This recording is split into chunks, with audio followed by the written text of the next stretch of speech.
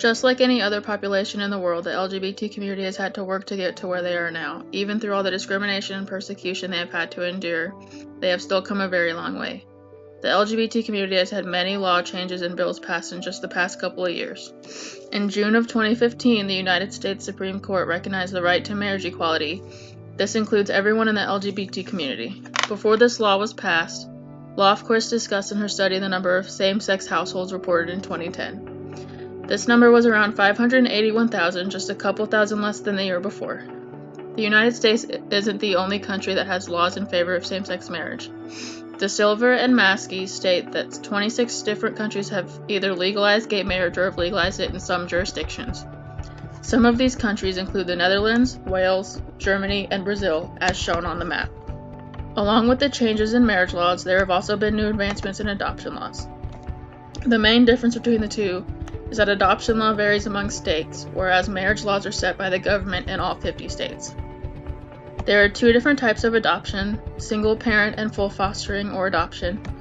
Single parent adoption is defined as a legal procedure that allows a same-sex parent, regardless of if they are married or not to the biological parent, to adopt his or her partner's biological child without terminating the biological parent's legal rights. Full fostering or adoption is where a child is adopted or brought into the home to be cared for.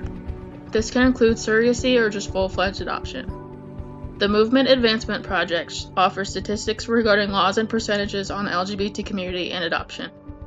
Only 28% of LGBTs live in states that have laws supporting same-sex adoption. This number is significantly lower than the 64% of the LGBT community that lives in states that aren't silent towards LGBT fostering. In Alvin's TED Talk, she talks about the processes of adoption and the questions and discrimination that she had to go through. Alvin talks about the assumption of gender roles when it comes to the adoption process. At one point, they were asked the question of, essentially, who would provide the dad role in the family.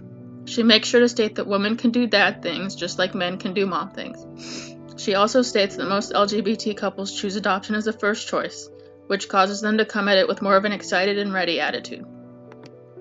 Discrimination happens a lot to the LGBT community. A lot of discrimination comes from people being conformed to society's views. A lot of the time, people claim it's due to their religion. In Reverend DeNovo's TED Talk, she talks about how religion is not a reason to discriminate on the LGBT community. She gives reasons as to how the Bible is a queer-friendly book, and she gives examples such as the Last Supper, where John the Baptist is painted as more feminine, or the Book of Leviticus. In the Book of Leviticus, it states that no man should have sex with a man, but it also states that tattoos are wrong and that shellfish should not be eaten at all. DeNovo states that Leviticus has over 600 do's and don'ts. Ultimately, it is impossible to follow all the do's and don'ts in the Book of Leviticus, so why take out just that one passage and discriminate on the LGBT community? Discrimination also occurs at home way too often. In an interview that was conducted, the parent of an LGBT child said that at first they didn't understand why their child was gay and couldn't accept it. They stated that later I had a fleeting thought about not having grandchildren and then reminded myself that there was always adoption or assisted reproduction technologies. In another sentence, she states, I also reminded myself that this wasn't about me. Support like this is essential in the LGBT community. There are many other ways to support the LGBT community. Attending gay pride rallies is one way. Rallies and protests have always been a huge way to show support for the LGBT community and to show that you are there for them.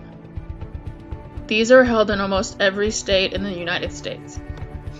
The Human Rights Campaign is also an organization created to make sure that everyone, including LGBT people, have equal rights. A lot of schools and universities have also created safe zones to show their support for the LGBT community. They want to make sure that discrimination doesn't occur at their schools and that their LGBT students know that their door is always open. When it comes to support for the LGBT community, all you really need to do is stand up for your friends. Make sure you are there for them and that you stand up to the bullies and people that think it's okay to discriminate on someone just because they don't understand them. Support is the first step to make sure the LGBT community feels acceptance in the world.